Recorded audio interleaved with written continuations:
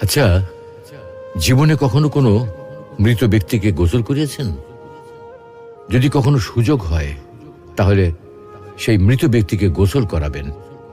তখন খুব কাছ থেকে দেখবেন মৃত মানুষের দেহটা কতটা অসহায় লাগে, মৃত্যুর পরে মানুষের দেহ কতটা ভয়ের কারণ হয়ে দাঁড়ায়।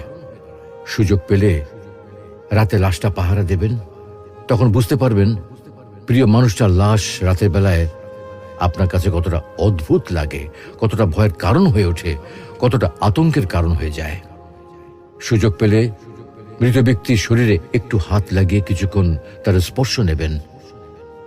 আপনি তখন উপলব্ধির সুযোগ পাবেন এই পৃথিবীতে বিশাল প্রভাব প্রতিপত্তি মৃত্যুর পরে কতটা নির্যাতনের রূপ নেয়। সুযোগ পেলে আপনজনদের লাশ কবরে নামাবেন খুব আগ্রহ নিয়ে। শেষবারের মতো মৃতদেহের মুখটি একবার দেখার চেষ্টা করবেন এবং বারবার উপলব্ধি করার চেষ্টা করবেন এই মৃতদের সাথে অনন্তকালের যাত্রার পথে এটাই আপনার জীবনের শেষ দেখা। সুযোগ পেলে মাঝে মধ্যে কবরস্থানে গিয়ে নীরবে কিছুক্ষণ দাঁড়াবেন।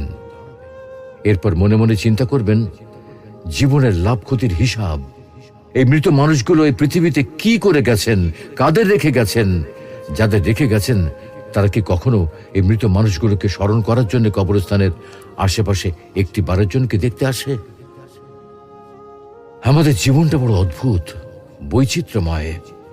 আমরা এর জন্যে ওর জন্যে, ধন সম্পদের জন্যে, ঐশ্বর্যের জন্যে, বাড়ি গাড়ি টাকা পয়সার জন্যে কত না মায়া দেখাই, আগ্রহ দেখাই, আরো চাই আমাদের। অথচ এই জীবনে আমরা মৃত্যুর কথা না ভেবে, পরকালের জবাবদিহির কথা না ভেবে কিভাবে আরো সম্পদ অর্জন করতে পারি সেই চিন্তায় বিভোর থাকি। হায় রে জীবন, এখনো সময় আছে, ফিরে আসুন মহান রবের দিকে।